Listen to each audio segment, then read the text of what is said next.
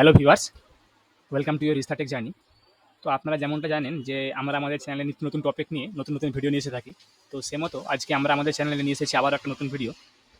তো এই ভিডিওতে আমরা আজকে ইলেকশন কমিশন অফ ইন্ডিয়ার যে স্পেশাল ইন্টেনসিভ রিভিশন চলছে, তো বা যদি সেটা আমাদের রাজ্যেও হয় তাহলে সেক্ষেত্রে আপনাদের কী কী নথি প্রয়োজন হতে পারে সম্ভাব্য, তো সেগুলোর আমরা লিস্ট নিয়ে এসেছি।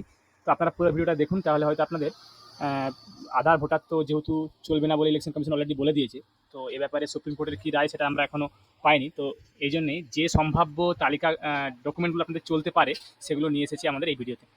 দেখুন, তো প্রথমে আপনাদেরকে আমরা ইলেকশন কমিশন অফ অফিস ইন্ডিয়ার অফিসিয়াল ওয়েবসাইট থেকে আপনাদেরকে আমাদের পশ্চিমবঙ্গের রাজ্যের 2002 সালের যে ভোটার লিস্ট আপনারা কীভাবে দেখবেন বা ডাউনলোড করবেন সেটার ভিডিও আমাদের অলরেডি চ্যানেলে দেওয়া আছে।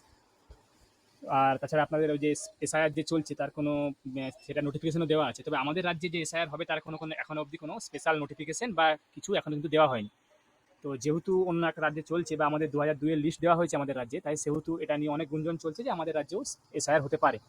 তো যদি এসআইআর হয় তাহলে সেক্ষেত্রে কী কী ডকুমেন্টস লাগতে পারে ইলেকশন কমিশনের তথ্য অনুযায়ী সম্ভাব্য ডকুমেন্টসগুলো দেখুন। তো প্রথমেই আপনার যে নথির কথা বলা হয়েছে সেটা হচ্ছে আপনি কেন্দ্রীয় বা রাজ্য সরকারি কর্মচারী বা অবসরপ্রাপ্ত কর্মচারী হলে আপনার সেই যে পরিচয়পত্র বা আইডেন্টিটি কার্ড যেটা আছে সেটা আপনার দেখালেই হবে। দ্বিতীয়ত আপনার 1987 সালের 1 জুলাইয়ের আগের কোনো সরকারি কেন্দ্র অথবা রাজ্য তার নথি, ব্যাংক, পোস্ট অফিস, এলআইসির নথিও গ্রাহ্য। আপনার তারপরে দেখুন বার্থ সার্টিফিকেট, জন্মের শংসাপত্র, তারপরে আছে বৈধ পাসপোর্ট, তারপরে আছে দেখুন 5 নম্বরে যে কোনো বোর্ড বা বিশ্ববিদ্যালয় থেকে পাওয়া শিক্ষা সংক্রান্ত শংসাপত্র যেখানে জন্মের সাল এবং তারিখের উল্লেখ হয়েছে।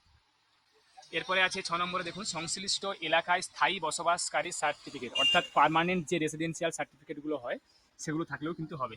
এরপরে আছে তফসিলি জাতি বা উপজাতি বা অন্যান্য অনগ্রসর শ্রেণীভুক্ত হলে তার শংসাপত্র, অর্থাৎ এসসি এসটি বা ওবিসি আপনাদের যে আছে, অর্থাৎ আপনাদের যে 7 নম্বরে এসসি এসটি যে আপনাদের সার্টিফিকেট বা ওবিসি সার্টিফিকেট আছে সেগুলো হলেও চলবে। এরপরে আমরা আসি 8 নম্বরে, দেখুন এখানে আছে জাতীয় নাগরিক পঞ্জি বা এনআরসির যদি তালিকায় আপনাদের নাম থাকে সেটাও হবে। এরপরে 9 নম্বরে আছে দেখুন বনাঞ্চলের অধিকারের শংসাপত্র। 10 নম্বরে আছে রাজ্য সরকার বা স্থানীয় প্রশাসনের তৈরি করা পারিবারিক রেজিস্টার, এবং 11 নম্বরে আছে সরকার প্রদত্ত জমি বা বাড়ির নথি, অর্থাৎ দলিল, পর্চা ইত্যাদি এগুলো। তো আশা করি আপনারা এটা দেখার পর বুঝতে পারলেন যে আপনাদের কোন কোন ডকুমেন্টসগুলো দরকার। তো সেক্ষেত্রে আপনার যদি কোনো ডকুমেন্টস এখনও না থেকে থাকে তো সেগুলো আপনারা জোগাড় করতে পারেন।